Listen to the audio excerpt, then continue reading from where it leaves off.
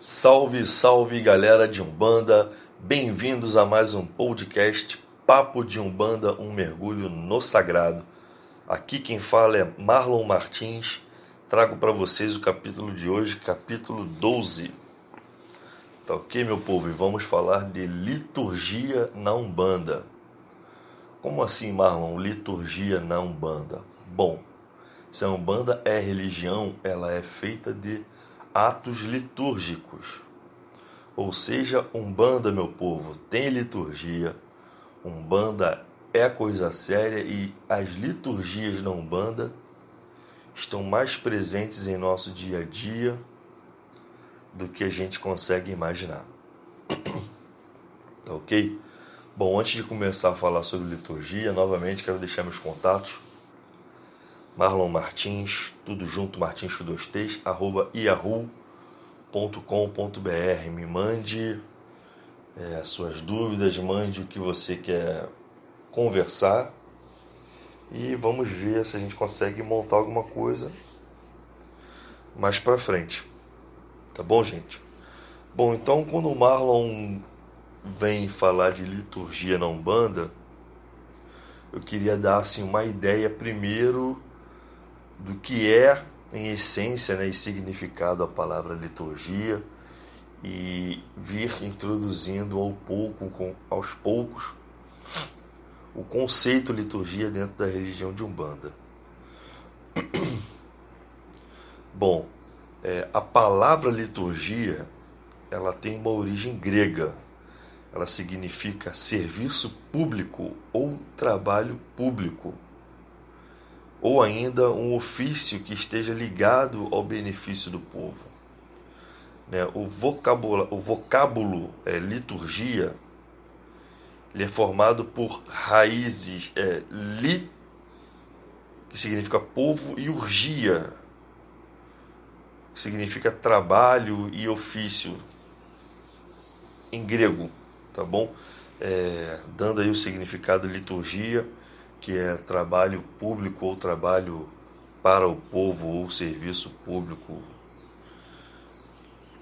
Bom, quanto à essência e uso da palavra liturgia, como que ela foi trazida para dentro das religiões antigas, né, antes da Umbanda? Lá no mundo velho, antigamente, quando a igreja ainda tinha uma função e um caráter eminentemente público. Quando eu digo eminentemente público, meu povo, é que lá atrás a igreja tinha esse traquejo mais forte de ajudar o próximo, né? de fazer um serviço público, realmente. Através de doações de alimentos, demais assistências para as famílias de pessoas que vinham a faltar. Como assim, Marlon? Bom, os missionários e discípulos de Jesus, muitas vezes eles eram capturados e aí a família ficava a Deus dará, né? Ficava perdida. E essa era uma missão da igreja, fazer um serviço público das famílias dessas pessoas que vinham a faltar, né? E qual o significado contemporâneo, Marlon, da palavra liturgia, ou seja, nos dias atuais, né? Hoje, a liturgia é formada por um conjunto de itens materiais e imateriais necessários e contidos em uma prática religiosa, tendo uma função, gente, de realizar a conexão homem-Deus. Não é isso? Se a religião ela te liga, ela religa o homem a Deus, o ato litúrgico que está dentro da religião, ele também liga o homem a Deus. Não é isso? E traz um significado ainda em essência, assim como o sacerdócio de Jesus, porque comprova a comunhão de Deus com o mundo, se tornando assim uma conexão do homem com o sagrado. Porque Jesus está aí, meu povo, exatamente entre o mundo e o sagrado, vocês concordam? Quando nós oramos, quando nós praticamos nossa religião, e aí oramos para o nosso orixá maior, Oxalá, que é Jesus Cristo, nós estamos fazendo uma conexão com o sagrado. E quem está no meio dessa conexão? É Jesus. E aí ele cumpre o papel de sacerdócio dele, quando nos conecta ao sagrado. Concordam comigo? Bom, como que a liturgia surgiu dentro da prática religiosa? Fazendo alguns estudos, a gente consegue identificar que existe uma linha de raciocínio apontando que a liturgia, em um primeiro momento, começa a ser descrita e entendida ainda na evolução e história lá do judaísmo, através de alguns livros, de alguns ritos, de algumas leis judaicas, assim como algumas normas e tradições judaicas, como, por exemplo, o uso do kippá. Né? Alguém já percebeu? Aquele bonezinho, né? Uma boinazinha que o judeu usa, recebe o nome de kippá. Quando ele usa o kippá, ele está cumprindo um ato litúrgico. Não é isso? Quando ele lê a Torá, ele está cumprindo um ato litúrgico. Não é isso? Bom, e continuando a estudar, você identifica que em um segundo momento, lá no mundo velho, tá, lá antigamente, após a iniciação das práticas, as práticas antigas da igreja, que aí já abandonou algumas práticas judaicas pelo caminho e começou a acrescentar o pensamento cristão, lá naquela época ainda não recebia o nome católica. Né? A igreja ela não começou desde sempre com o nome católica. O nome católico veio depois, né, com o tempo. E aí a gente pode ver, se a gente estudar, que algumas organizações surgiam com o fito de cuidar e amparar as famílias dos discípulos de Jesus, conforme eu falei ainda agora. Nisso que eram capturados e presos. Tá ok, gente? Então, a liturgia ela começa a entrar dentro da questão religiosa nessa época lá atrás, quando ficou caracterizado que a igreja deveria ajudar os discípulos de Jesus, que eram capturados, no caso ajudar as famílias, né, fazendo um serviço público, ajudando a dar comida, a dar amparo, a dar apoio, tá ok? Bom, o que mais que a gente pode falar sobre judaísmo? Vamos introduzir então a parte de judaísmo na Umbanda. A gente já falou um pouco do significado da palavra liturgia. Gente, eu falei judaísmo na Umbanda, tô ficando maluco. É liturgia na Umbanda. Porque a gente falou lá atrás um pouco do judaísmo, né? Dos atos litúrgicos do judaísmo, que é o uso do kippá, a leitura da Torá, tudo isso é liturgia judaica.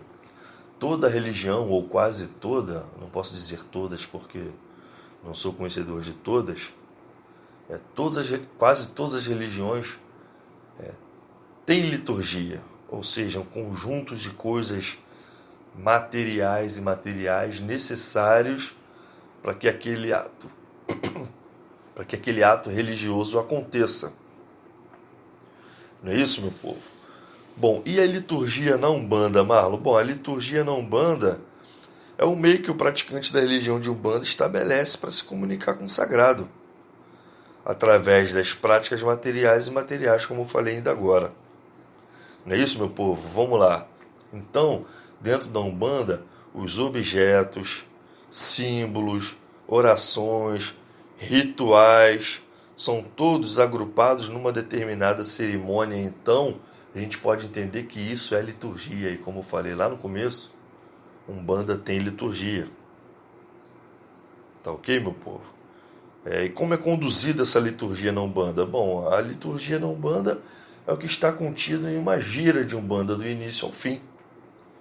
Não é isso? É conduzido pela hierarquia sacerdotal, assim dizendo, né, do terreiro, que por sua vez compõe a estrutura religiosa em que o terreiro está organizado. no encontro ritualístico de Umbanda, ao qual se chama popularmente gira. Como a gente chama as sessões de Umbanda? Gira. Não é isso, meu povo? E aí, dentro dessa gira, não é permitido que cada um faça o que quiser, a hora que quiser. Tem que obedecer às regras daquela gira, ou seja, as regras da liturgia daquele terreiro, né? Para fins de padrão, né, para a coisa não escambar, porque assim, a Umbanda ela é muito flexível. E para fins de padrão, a liturgia pode ser entendida como regras de um culto, em que o aproveitamento positivo do atendimento a todos os consulentes que buscam desesperadamente as consultas de caridade de um terreiro, elas se darão pela exatidão e inviolabilidade das regras disciplinares dos médiuns desse terreiro. Ou seja, o que o Marlon está querendo dizer? Que quando o médium cumpre à risca a liturgia do terreiro, mais assertivo é o resultado das entidades trabalhando nesse médium. Por quê? Porque a concentração ajuda, a doutrina ajuda o médium. E ajuda também a entidade, claro. Não tem como ser diferente. Entendeu, meu povo? E aí, voltando lá para o ato litúrgico dentro do terreiro, as tarefas devem ser cumpridas com precisão e energia de comando, ao toque do que manda o dirigente do terreiro. Porque as forças espirituais benfeitoras que controlam e causam os fenômenos de natureza oculta se comunicam e se fortalecem para o intercâmbio mediúnico mediante o quê? Uma austera disciplina. Ou seja, conforme eu acabei de falar ainda agora. Se você tem uma disciplina forte, os resultados das entidades, pode ter certeza, serão bem melhores. Não é isso? A Umbanda, meu povo, como religião, ela é aberta e evolutiva, ela flexibiliza o modo das práticas realizadas de acordo com cada terreiro. Não é isso? Muitos rituais derivam das origens das entidades regentes de um determinado terreiro. Conforme eu já falei aqui, a questão das 7 linhas. Tudo acontece conforme o entendimento e prática das 7 linhas, gente. Tudo. Tudo. Parem para pensar. É exatamente assim. A liturgia de um terreiro se comporta conforme o entendimento e prática das 7 linhas. E o entendimento e prática das 7 linhas, ela vai se dar quanto ao entendimento do dirigente daquele terreiro.